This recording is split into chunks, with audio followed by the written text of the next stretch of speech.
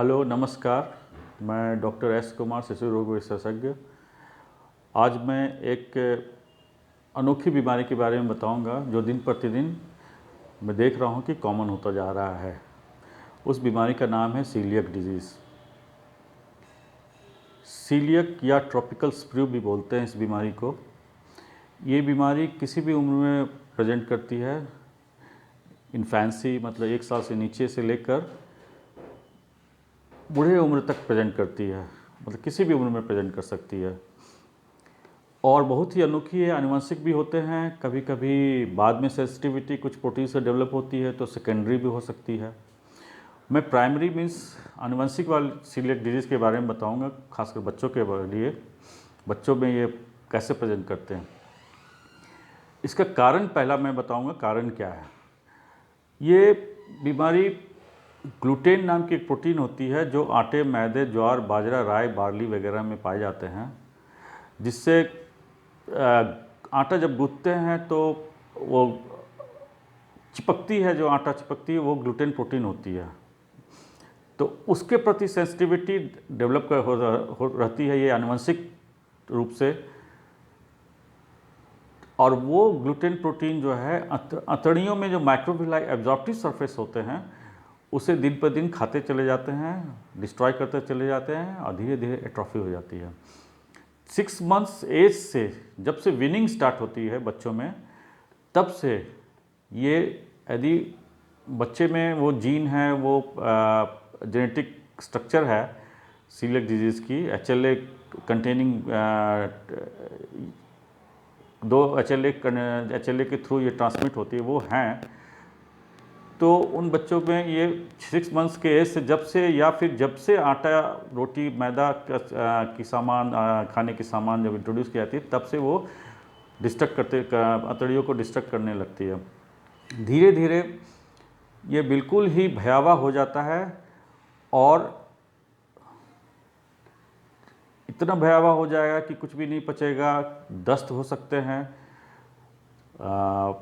बहुत सारे बच्चों को देखा गया है कि कॉन्स्टिपेशन होता है, ये भी एक कॉमन प्रेजेंटेशन है। पहले काफ़ी दस्त के बच्चे ऐसे मिला करते थे, दस्त से प्रेजेंट करते थे, लेकिन आजकल देख रहे हैं कि कॉन्स्टिपेशन भी बहुत कॉमन होता जा रहा है इस डिजीज़ में। इस हद तक कॉन्स्टिपेशन होता है, बच्चे 5-5 दिन, 7-7 दिन, 10-10 दिन भी मैं देखा हूँ, डायग्नोस किया हूँ बच्चों में, पर टट्टी पास नहीं कर पाते। आलम इससे भी बुरा होता है, वो मैं बाद में बताऊंगा। पहले मैं कॉमनली दस्त के बारे में बताऊंगा कि कैसे समझेंगे कि ये दस्त नॉर्मल नहीं है, ये नॉर्मल इन्फेक्शन वाला दस्त नहीं है जो वायरस से या बैक्टीरियल या प्रोटोजोल से होता है। उसको कैसे समझें, क्योंकि दस्त की दवाइयाँ नॉर्फ्लॉक्स, ओफ्लॉक्स, टिंडाजोल, मेट्रोनिडाजोल, सेक्टिनाजोल, बहुत तरह की, और निडाजोल, तरह की दवाइयाँ जहाँ भी जाएंगे खुद भी लोग लेके खाते रहते हैं, दवा दुकान से भी, खुद भी, या तो दवाइयाँ खाने से इसकी कोर्स ही ऐसी होती है कि वो नहीं भी दवा लेंगे 2-4 दिन रहेगा दस्त, फिर ठीक हो जाएगा, 2-4 दिन, फिर 10-15 दिन बाद फिर से प्रेजेंट करेगा, तो पूरी फैमिली, बच्चे के साथ साथ पूरी फैमिली परेशान होती है। तो कैसे समझेंगे ये नॉर्मल दस्त नहीं है। इसमें मार्के की बात है कि नॉर्मल दस्त में उल्टियाँ होती हैं जो इसमें नहीं होती, पेट दर्द दोनों में हो सकता है, इसमें भी हो सकती है, हल्का बुखार इसमें भी आ सकता है, तो इन्फेक्टिव ये भी लगता है। और दस्त की क्वालिटी क्या होगी, दस्त जो होगा वो बिल्कुल पानी जैसा नहीं होगा, पानी नहीं जैसा नहीं होगा, सेमी सॉलिड लिक्विड्स होंगे, स्टूल्स होंगे, चिकनाहट भरी होगी, ऑयली होंगे और काफ़ी बदबूदार हो सकती है। बदबू तो इतना ज़्यादा होता है कि पूरा घर ही उस बदबू से ख़राब हो जाता है। तो ये सब, और पैन में चिपक जाती है, वो जल्दी छूटती नहीं है। म्यूकस आ भी सकता है, नहीं भी आ सकता है, और बहुत ही ज़्यादा यदि बार बार हो रहा हो तो बच्चे का ग्रोथ एंड वेट, वज़न नहीं बढ़ेगा, ग्रोथ नहीं होगा या वेट लॉस होगा। मैंने यहाँ तक देखा है कि इतने कमज़ोर हो जाते हैं बच्चे कि उनको चलना फिरना, घूमना, खेलना, कूदना भी मुश्किल हो जाता है। हाल में ही एक बच्चे को मैंने देखा था करीब 4-5 साल पहले, उसकी उम्र 11 साल थी। जब वो मेरे कमरे में आया तो मैं देखकर फादर को बोला, फादर पहले घुस चुके थे, मेरे सामने बैठ गए थे, तो बच्चे को मैंने बुलवाया तो वो आया तो देखा मैं, वो काफ़ी नज़रें झुकी हुई, कंधे झुके हुए, चलना मुश्किल हो रहा है, ऐसा लग रहा है कहीं पेट में दर्द है उसको, और बिल्कुल झुका हुआ, मुंह के चारों तरफ काला, आंखों के चारों तरफ कालापन था। देख के ही मैं तपाक से बोल उठा कि इस बच्चे को 6-7 ग्राम हीमोग्लोबिन है, आप क्या खिला रहे हैं बच्चे को। तो वो बेचारे आश्चर्यचकित हो गए, बोले मैंने इतनी एडवाइस लिया है, इतने डॉक्टरों से मिला अभी तक, लेकिन किसी ने आज तक ये नहीं बताया कि ये हीमोग्लोबिन इतना होगा। तो मैं बोला ठीक है बैठिए आप। मैं बोला सारी प्रॉब्लम मैंने पूछा तो बताई, बहुत ज़्यादा दर्द है, ये दर्द 5-6 सालों से है और तब से बेचारा सहता आ रहा है। कब्ज तो इतनी ज़्यादा है, कॉन्स्टिपेशन इतनी ज़्यादा है कि पूरी पूरी बोतल भी इसको डिफालैक जो नॉर्मली हम लोग देते हैं खिला देते हैं तो पॉटी नहीं होती है। ये मैं कॉन्स्टिपेशन वाले सीलिएक डिजीज़ के बारे में बता रहा हूँ। तो मैंने लिटाया, एग्ज़ामिन किया, बच्चे को देखा सही में दर्द है, दाहिने पेट के दाहिने साइड में दर्द था, बेचारा करा भी रहा था। बहुत अच्छे से मैंने एग्ज़ामिन किया। तो फादर ने बैठकर फिर जब मैं एग्ज़ामिन कर लिया, ब्लड प्रेशर तक लिया बच्चे की, वो सब नॉर्मल था। थोड़ा स्प्लीन बढ़ा हुआ मिला, लीवर थोड़ी बढ़ी हुई मिली, काफ़ी टेंडर था लेफ़्ट साइड में पेट बीच में, और एग्जामिनेशन तो वो अच्छे से करवा लिया। और मैंने देखा कि पेट में स्टूल के, हार्ड स्टूल्स के मास मिल रहे हैं। तो मैं उठा के नीचे बिठाया बच्चे को, फादर को से फर्दर बात करने लगा। फादर यही बोले इतने अच्छे से एग्जामिनेशन तो मेरे बच्चे को किसी ने कहीं हुआ ही नहीं, और वो इनफैक्ट 5-6 साल से परेशान थे, और उन्होंने रिक्वेस्ट किया कि ये सब दवाइयाँ प्लीज़ नॉफ्लॉक्स, ओफ्लॉक्स, टिंडाजोल और निडाजोल ये सब प्लीज़ नहीं लिखिएगा, डिफालैक वाली दवाई नहीं लिखिएगा, क्योंकि ये ट्रक का ट्रक खा चुका है, जहाँ भी जाते हैं सबसे पहले वही दी जाती है, इसका कोई फ़ायदा नहीं होता है। मैंने फादर को सांत्वना दी कि नहीं, जो ज़रूरत होगी मैं वो लिखूँगा, लेकिन देखकर मैं एग्जामिनेशन के समय ही देख के मैंने उनको कंफर्म कर दिया कि हीमोग्लोबिन काफ़ी कम है, इसे 6-7 से ज़्यादा नहीं होगा। तो बोले, मैं बोला कुछ तो जांच करवाइए इस बच्चे की, क्यों है इतने 6-7 हीमोग्लोबिन। तो कैसे बीमारी तक मैं इस बीमारी तक पहुंचा मैं ये बताना चाह रहा हूँ। जब रिपोर्ट आई, वो कुछ जांच करवाए, कुछ और भी जांचें हुई, हीमोग्लोबिन की पूरी जांच हुई, तो उसमें आयरन डिफिशिएंसी एनीमिया कंफर्म हुआ, और दूसरी टाइप की एनीमिया जो जैसे ब्लड टूटती है, thalassaemia, sickle cell, G6PD deficiency, वो सब नहीं था। रेटिकुलोसाइट काउंट नॉर्मल थे। मैंने बोला इसको ब्लड लॉस तो नहीं है, कहीं से पॉटी में ब्लड लॉस नहीं हो रहा हो, आयरन डिफिशिएंसी एनीमिया ही लग रहा है। तो बोले कि ठीक है, फिर पॉटी का जांच करवाया गया, उसमें ब्लड तो नहीं आया, और भी कहीं से ब्लड लॉस वो सब कहीं नहीं था, उल्टियों में भी कभी खून नहीं आता था। तो 3-4 दिनों के बाद फादर बहुत खुश हुए कि मेरा बच्चा अब ठीक हो जाएगा। कब के लिए तो मैंने दवाइयाँ दी, लेकिन वो बेचारा पॉटी उससे 3-4 दिनों में पास नहीं हुआ। तो 3-4 दिन बाद वो, जब मैंने उसे कुछ प्रॉब्लम निकाल दिया, ये आयरन डिफिशिएंसी एनीमिया प्लस कुछ एसोसिएटेड अदर प्रॉब्लम्स निकाला। प्रोटीन बहुत कम थे, एल्बुमिन काफ़ी कम था, आई थिंक 3 था मुझे जहाँ तक याद आ रहा है, हीमोग्लोबिन 6.5 के आसपास था। तो मैंने फादर को सजेस्ट किया कि नहीं, अभी प्रॉब्लम सॉल्व नहीं हुई है, अभी तो हम लोग जस्ट स्टार्ट किए हैं इन्वेस्टिगेशन, यहाँ तक निष्कर्ष पहुँचे हैं कि ये आयरन डिफिशिएंसी है और प्रोटीन कम है, और ये दोनों किसी माल एब्जॉर्प्शन में ही हो सकती है, साथ साथ क्यों कम हो रही है। तो फादर बोले, मैंने उनको सजेस्ट किया कुछ और इन्वेस्टिगेशन करवाइए, देखते हैं कि कौन सा टाइप का एनीमिया है। तो आयरन डिफिशिएंसी के लिए करवाया, आयरन प्रोफाइल जो करवाते हैं वो करवाया, तो वो काफ़ी कम आया, फेरिटिन और ट्रांसफेरेज सैचुरेशन ये सब कम आया। तो मैंने बोला कि इसे आयरन डिफिशिएंसी एनीमिया है, बट बच्चा ठीक, आप दूसरा बच्चा उनका ठीक था, तो मैंने बोला आप भी ठीक हो, सब सारी फैमिली ठीक है आपकी, तो फिर बच्चे को क्यों हो गया आयरन डिफिशिएंसी एनीमिया।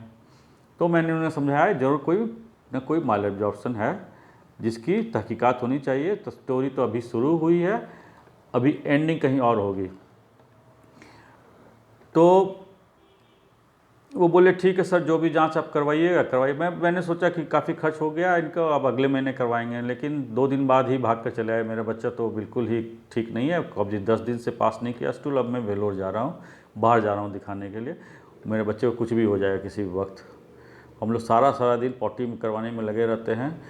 और साथ साथ बताया कि बच्चे की टट्टी का रास्ता बाहर निकल जाता है, फैट की कमी थी, सीरम लिपिड्स भी बहुत कम थे बच्चे के, तो टट्टी का रास्ता भी निकल जाता है। तो मैं बोला ठीक है, आप परेशान हो रहे हैं तो मैं एक जांच लिखता हूँ, और वो जांच करवाइए। 2-2.5 हज़ार रुपये की जांच थी, करवाया। वो रिज़ल्ट आई तो बहुत हाई आई वो जांच, एंटी TTGA IgA बहुत हाई आई। और जब वो रिज़ल्ट को पूछने आए तो मैं बोला अब इसकी डायग्नोसिस हो गई है, अब आपकी प्रॉब्लम बिल्कुल 100% सही हो जाएगी। और ये बीमारी का मैंने नाम लिखा, सीलिएक डिजीज बच्चे को। तो ये तारीख थी 19 फरवरी 2012। इस बीमारी में ग्लूटेन कंटेनिंग फूड से परहेज करने की आवश्यकता है। तो मैंने उनको परहेज के लिए सारा कुछ बताया, और 1 सप्ताह बाद ही मैंने उनको बुलाया कि आप 2-4 दिन, 5 दिन, 7 दिन बाद आइए। बोले कि टट्टी तो बिल्कुल 2-3 दिन में ही बच्चा पास करने लगा, कालापन टट्टी का ये सब जो है वो ख़त्म हो गया। और 10-15 दिन उसकी वज़न बढ़ने लगी। 15 दिन में मेरे ख्याल से आधा किलो वज़न बढ़ गया उसका। और ये सब परहेज कर ही चल ही रहा था, और ये जन्मांतर ही परहेज करना होता है।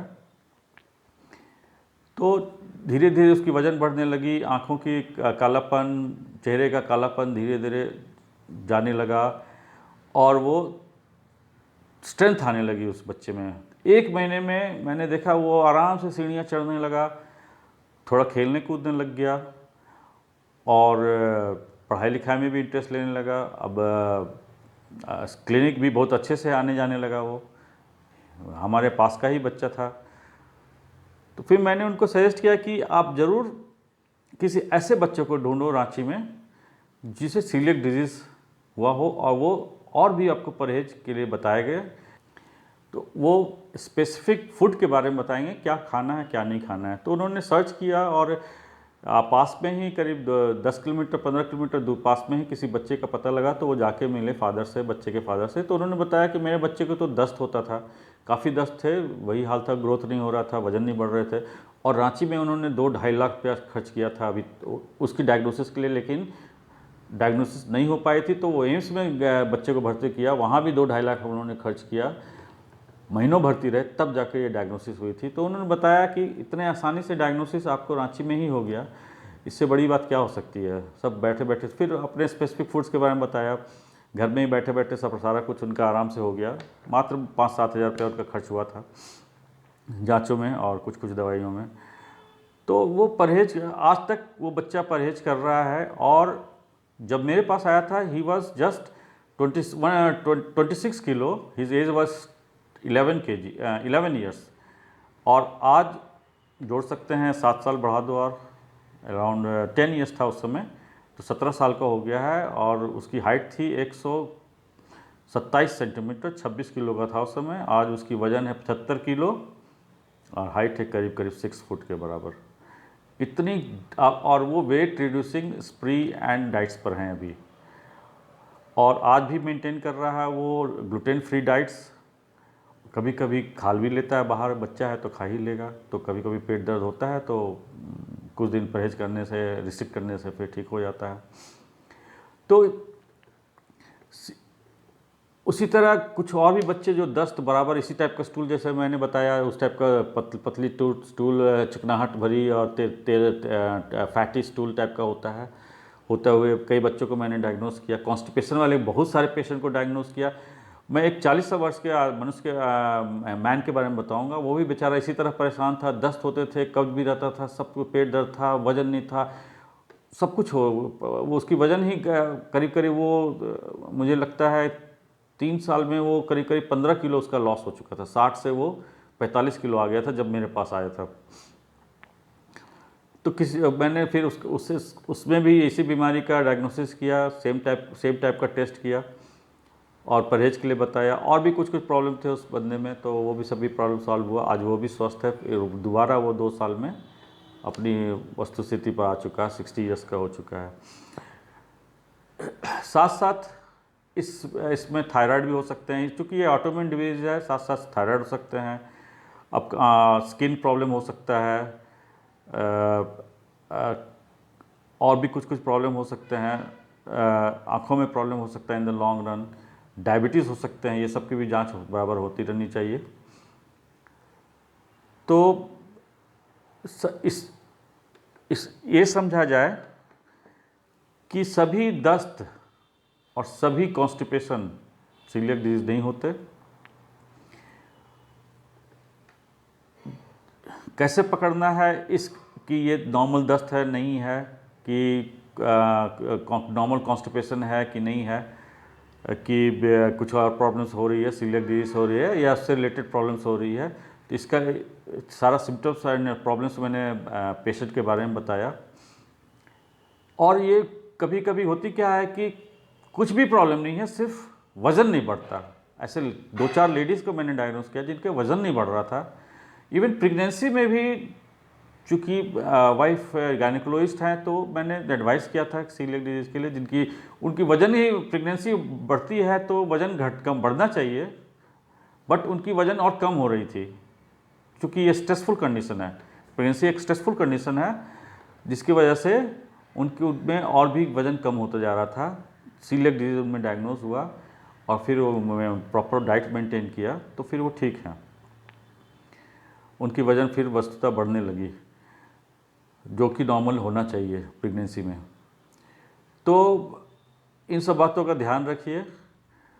और कभी कभी देखा गया है कि कॉन्स्टिपेशन यूँ भी यदि है किसी बच्चे को, तो ज़रूर सीलिएक डिजीज़ की जांच करवानी चाहिए। मैंने एक 9 साल की बच्ची का इसी तरह जांच किया, तो बहुत ज़्यादा पॉजिटिव नहीं आई, बट मिडिल रेंज का। तो इसमें पॉजिटिविटी रेंज जो है, जो हम लोग कट ऑफ मार्क्स देखते हैं जांच की, एंटी-TTG IgA की, वो मेरे हिसाब से जरूरी नहीं है कि बिल्कुल 20 के ऊपर होगी तो ही उसे पॉजिटिव बोलेंगे, तो ही उसे सीलिएक डिजीज़ बोलेंगे। बीमारी की गंभीरता जैसे जैसे उम्र के हिसाब से बढ़ती जाती है, सब में different type of penetration of the disease है। हर एक मनुष्य में, हर एक किसी फैमिली में भी होती है। तो जैसे जैसे बीमारी की गंभीरता बढ़ती जाती है, सिवियरिटी बढ़ती जाती है, समय बढ़ता जाता है, तो ये पॉजिटिविटी की ओर ये एंटी-TTG IgA और 50-60 होता चला जाता है। तो उस कम उम्र के बच्चों में यदि 50% या 60% भी यदि पॉजिटिव वैल्यू आती है एंटी-TTG की, तो उसकी आगे की जांच सीलिएक डिजीज़ कंफर्म करने के लिए ज़रूर करवानी चाहिए। और साथ साथ HLA टाइपिंग होना चाहिए, जो 2 HLA टाइपिंग है वो होना चाहिए। यदि इंडोस्कोपी करके बायोप्सी के लिए पेशेंट तैयार हो जाते हैं, पेरेंट्स तैयार हो जाते हैं, तो वो होनी चाहिए।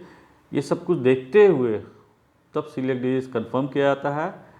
और हम लोग को इन सब प्रॉब्लम्स का, बच्चों में इन सब प्रॉब्लम्स का निदान इस तरह की बीमारियों की डायग्नोसिस के बाद ही कर सकते हैं। धन्यवाद।